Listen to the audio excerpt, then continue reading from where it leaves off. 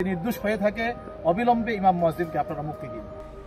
ব্রাহ্মণবাড়িয়ার সরাইলে চাঞ্চল্যকর মাদ্রাসা ছাত্রী মাইমুনা আক্তার ময়না হত্যাকাণ্ডের ঘটনায় কারান্তরীণ নির্দোষ মসজিদের ইমাম হামিদুর রহমান ও মুয়াজ্জিন সাইদুল ইসলামের মুক্তি চেয়ে জেলা প্রশাসক ও পুলিশ সুপারের কাছে স্মারকলিপি দিয়েছে শানে সাহাবা জাতীয় খতিব ফাউন্ডেশন।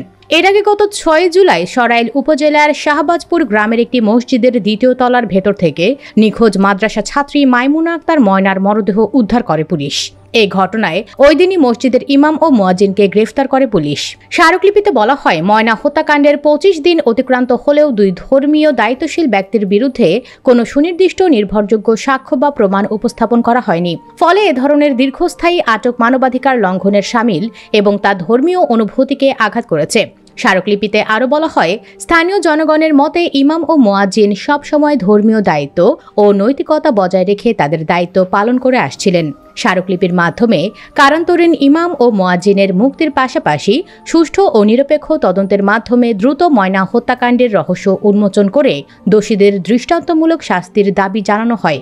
স্মারকলিপি প্রদানের সময় শানে সাহাবা জাতীয় খতিব ফাউন্ডেশনের ব্রাহ্মণবাড়িয়া জেলা কমিটির সভাপতি মাওলানা আতিকুল্লাহ বিন রফিক, সাধারণ সম্পাদক মাওলানা সৈয়দ আসাদুল করিম, সহসভাপতি মাওলানা আব্দুর রৌফ ও মাওলানা আমানুল্লাহ আমানি, সাংগঠনিক সম্পাদক মুফতি কামাল হোসাইন এবং প্রচার সম্পাদক দেলোয়ার হোসাইন মাহদি প্রমুখ উপস্থিত ছিলেন।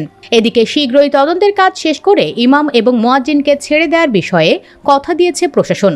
পরিশেষে একটা কথাই বলতে চাই, ময়নার ঘটনা এখন মানুষ ভুলেই গেছে। আর এই দুইজন আলেম বিনা অপরাধে জেল খাটছে, কারো কোনো রকম পদক্ষেপ নেই।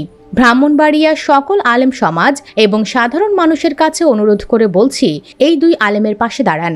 এই ঘটনায় অনেকের ময়নার মার উপর সন্দেহ করেছিল, অথচ এখন পর্যন্ত তাকে একবারও জিজ্ঞাসাবাদও করা হয়নি।